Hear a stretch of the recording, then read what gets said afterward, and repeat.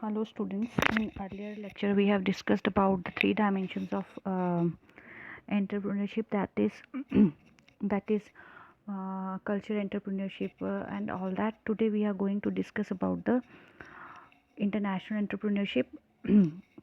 International entrepreneurship means वो entrepreneurship, वो उद्यमिता जो इंटरनेशनल लेवल पे की जाती है across the national boundaries, that is called international entrepreneurship.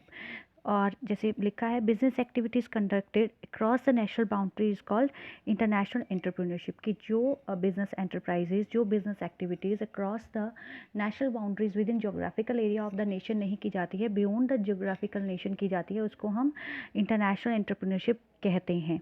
और it may be conducted using any of the models in जब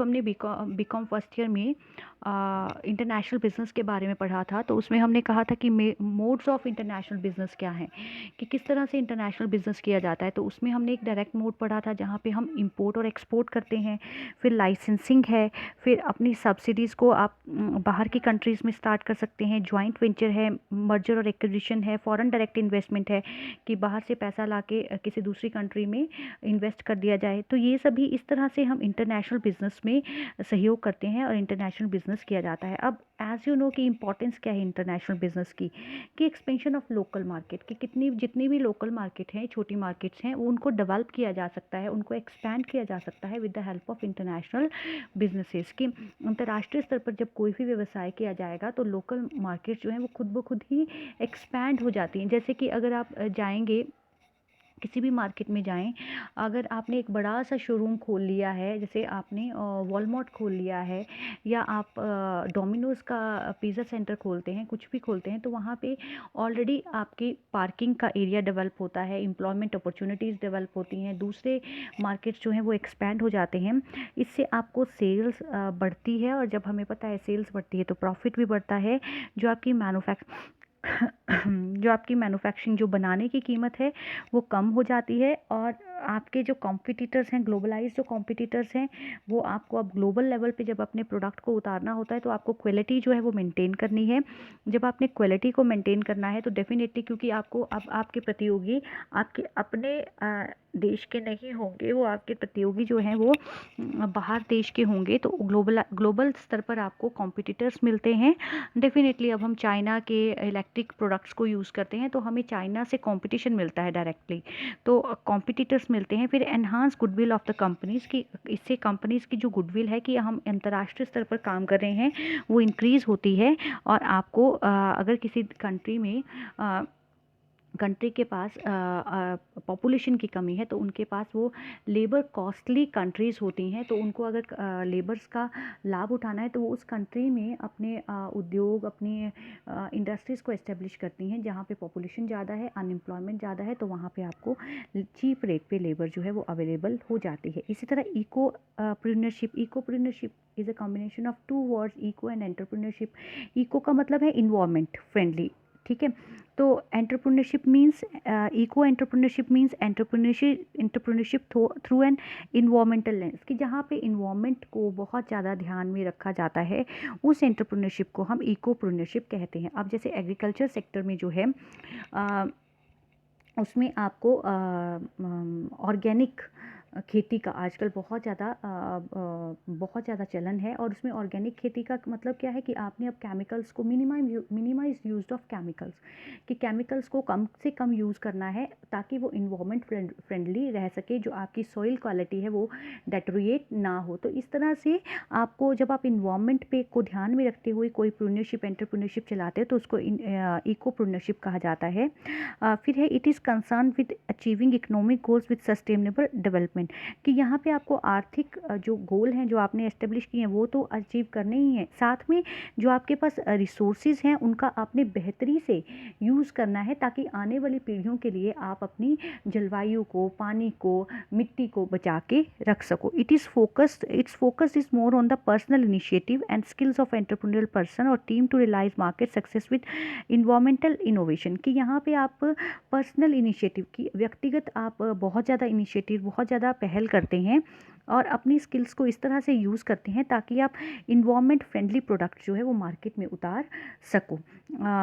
अब जैसे कि आप देखते हैं ये मिट्टी की बॉटल्स जो हैं वो आती हैं, तो उनमें यही है कि मिट्टी की बॉटल्स जो है वो आती हैं ताकि आपका पानी जो है वो ठंडा रह सके गर्मियों में, और आप उसको ज़्यादा से ज़्यादा यूज़ करो क्योंकि वो क्या है आपकी इन्वायरमेंट फ्रेंडली रहता है। अभी थोड़े दिन पहले न्यूज़पेपर में आया था कि दिवाली के टाइम में अब सॉरी दिवाली के टाइम में अब दिवाली के टाइम में अब गोबर से बने हुए दिए आएंगे और उनको आप जला सकते हैं, एंड आफ्टर देन आप उन गोबर के दियों को अपने फूलों की क्यारियों में या अपने खेतों में डाल सकते हैं और वो आपका खाद का भी काम करेंगे। तो दिस इज़ एन इनोवेशन, ये इनोवेशन लेके आई जा रही है और उस प्रोडक्ट को, ताकि जो अब गवर्नमेंट का प्रोजेक्ट है कि गौ संरक्षण का जो काम कर रहे हैं और बहुत सी गौशालाएं खोलें ताकि वहाँ पे एंटरप्रेन्योरशिप डेवलप किया जा सके। तो इस तरह अपॉर्चुनिटीज़ को, और वो इन्वायरमेंट फ्रेंडली भी होंगे दिए वो, और जैसे हम मिट्टी के दिए लेते हैं तो डेफिनेटली उनको लेते हैं और फिर हम प्रवाहित कर देते हैं नदी में, तो वो नदी को पॉल्यूट करते हैं। तो इस तरह बहुत सी चीज़ें जो हैं वो ध्यान में रखी जा रही हैं और इस तरह की वेंचर्स लाई जा रही हैं ताकि वो इन्वायरमेंट फ्रेंडली रहें। The next is business introduces new product, नया प्रोडक्ट आता है, services, techniques and organizational model that reduce the negative environmental impact and increase the quality of life. कि इस तरह के नए प्रोडक्ट बनाने हैं, सर्विसेज बनानी है, टेक्निक्स बनानी है, ऑर्गेनाइजेशनल मॉडल्स बनाने हैं ताकि वो आपके इन्वायरमेंट को कम से कम पोल्यूट करें और क्वालिटी ऑफ लाइफ जो आपका जीवन स्तर है उसको इम्प्रूव कर सकें। नेक्स्ट है आपका सोशल एंटरप्रेन्योरशिप। तो सोशल जो सोसाइटी के बेनिफिट के लिए एंटरप्रेन्योरशिप हो उसको हम सोशल एंटरप्रेन्योरशिप कहेंगे। Social entrepreneurship encompasses the activities and processes undertake to discover, define and exploit opportunities in order to enhance social wealth by creating new venture or managing existing organization in an innovative manner।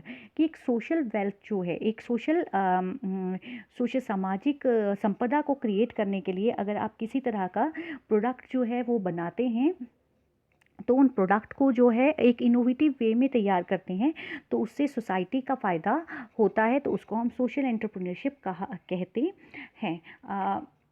इसमें भी बहुत से example आते हैं। I am not going to discuss that example जो अभी मेरे mind में आया था, because a lot of students are there, male and female. So let us importance of social entrepreneurship, जैसे क्रिएशन ऑफ एम्प्लॉयमेंट, कि ज़्यादा से ज़्यादा अनएम्प्लॉयमेंट की समस्या तो सोसाइटी में रहती है और अनएम्प्लॉयमेंट ही है जो क्राइम रेट को बढ़ाता है। कि अगर किसी के पास खाने के लिए रोटी नहीं होगी तो वो क्या करेगा, वो चोरी करेगा। अगर किसी के पास पैसे नहीं है तो वो चोरी करेगा। तो और किसी के पास अगर एम्प्लॉयमेंट मिला हुआ है तो वो चोरी करने के लिए नहीं जाएगा। तो सोशल एंटरप्रेन्योरशिप जो है क्रिएशन ऑफ एम्प्लॉयमेंट को जनरेट करता है, नई नई चीज़ें इनोवेटिव मैनर्स में लेके आया जाता है। सोशल जो हमारी सामाजिक पूंजी है जो जिससे हमारा समाज बनता है तो उसको इंक्रीज़ होती है।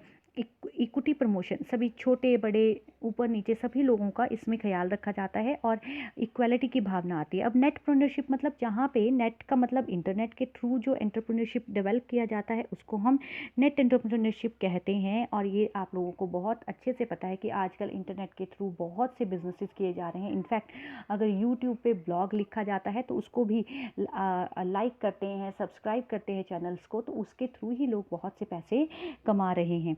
तो बहुत सी ऐसी चीज़ें हैं जो इंटरनेट के थ्रू जो हैं आजकल चल रहे हैं। बहुत से गारमेंट्स बिजनेस हैं, या कोरोना काल में जब आप मार्केट्स खुली नहीं थी, पेंडेमिक था, लोग डर के मारे नहीं जा रहे थे, तो बहुत सी चीज़ें ऑनलाइन ऑर्डर्स करते हैं ताकि मतलब मुझे भी कोई चीज़ देखनी हो तो हम भी ऑनलाइन ऑर्डर करके अपने घर में ही उन चीज़ों को मंगा सकते हैं। तो नेटप्रेन्योरशिप मतलब इंटरनेट के थ्रू टेक्नोलॉजी का यूज़ करके जब नई क्रिएटिविटी, इनोवेशन, नए आइडियाज़, फ्लिपकार्ट है, अमेजॉन है, ये सारी चीज़ें जो हैं ये सारी नेट एंटरप्रेन्योरशिप ही है।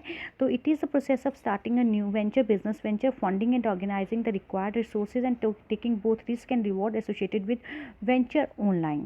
कि रिस्क भी है, रिवॉर्ड भी है, सब कुछ आपको क्या करना है, अब ऑनलाइन करना है। It is an online based business which means to be making money online. तो इस तरह से इसमें क्या इंपॉर्टेंस रहती है, मोर कस्टमर्स, बहुत से कस्टमर्स जनरेट होते हैं। आजकल तो सबके पास ही मोबाइल होता है, बहुत से लोग और बहुत से हम भी देखते हैं कि हमने ऑनलाइन शॉपिंग की है, हमने कभी बैग्स मंगाए हैं, कभी कुछ मंगाया है, तो वो सारे बहुत से कस्टमर्स जो हैं ईजिली आपके पास अवेलेबल हो जाते हैं। अगर आप अपनी शॉप खोलते हो, आपका एक पर्टिकुलर एरिया में है, तो उस एरिया के लोग ही आपके बिज़नेस को अप्रोच कर सकते हैं, लेकिन इंटरनेट के थ्रू जो है बहुत से लोग आपकी बिज़नेस तक पहुंच बना सकते हैं। बेटर विजिबिलिटी, कि बहुत अच्छे से जब आप प्रोडक्ट्स को डिस्प्ले करते हैं तो लोग जो हैं आपके प्रोडक्ट्स को अच्छे से देख सकते हैं। इम्प्रूव लोकल प्रेजेंस, डेफिनेटली जब आप अच्छे प्रोडक्ट्स को यूज़ करके बाहर चलते हैं तो आपकी लोकल लोगों को भी आपकी चीज़ों के बारे में पता लगता है। Increased authority, high quality website traffic, ठीक है, लॉन्ग टर्म रिलेशनशिप जो है यहाँ डेवलप होते हैं। तो इस तरह से आपका डायमेंशन, ये चैप्टर जो है ख़त्म होता है। पहला वीडियो मैंने आपको ये सेंड किया था, now this is your second video. Hopefully आपको ये समझ में आया होगा, and I will definitely send more videos to you. So thank you so much for watching this video, and thank you.